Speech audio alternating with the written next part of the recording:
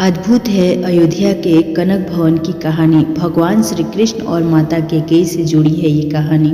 Radhe Krishna Weaver, आइए इस कहानी को हम लोग पूरा सुनते हैं और पढ़ते हैं। कहा जाता है कि रानी कैकेयी ने कनक भवन को माता सीता को मुँह दिखाई में दिया था।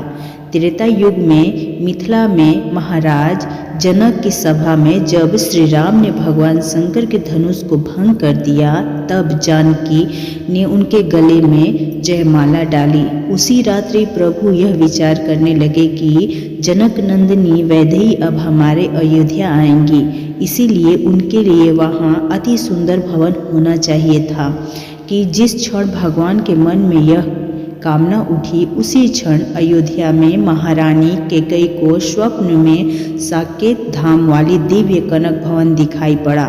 महारानी कैकेयी ने महाराजा दशरथ से स्वप्न में दिखे कनक भवन की प्रतिक्रिया अयोध्या में बताने की इच्छा व्यक्त की।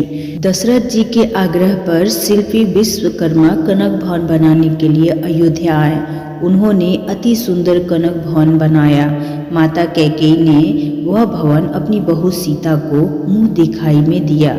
विवाह के बाद राम सीता इस भवन में रहने लगे। इसमें असंख्य दुर्लभ रत्न जुड़े हुए थे। आज से लगभग 2000 वर्ष पूर्व सम्राट विक्रमादित्य ने इसका मरम्मत करवाकर सीताराम के युगल विग्रह को वहां पुनः प्रतिष्ठित किया था।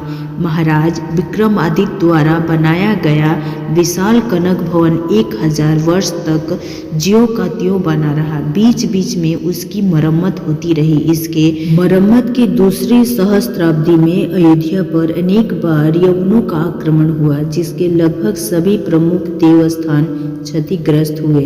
कनक भवन भी तोड़ा गया।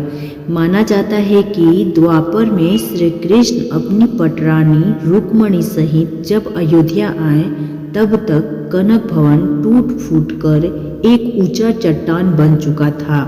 भगवान श्री कृष्ण ने उस टीने पर परम आनंद का अनुभव किया। उन्होंने अपनी दिव्य दृष्टि से यह जान लिया कि इस स्थान पर कनक भवन उपस्थित था। योगेश्वर श्री कृष्ण ने अपने योग बल द्वारा उस टीले से श्री सीताराम के प्राचीन विग्रहों को प्राप्त कर वहां स्थापित कर दिया। दोनों विग्रह अनुपम और विलक्षण है।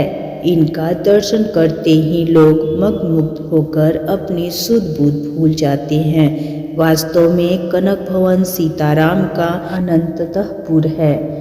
तो ये जानकारी आप लोगों को कैसी लगी, कितनी हकीकत है, प्लीज़ कमेंट बॉक्स में लिखना ना भूलिए। मिलते हैं नई कहानी में।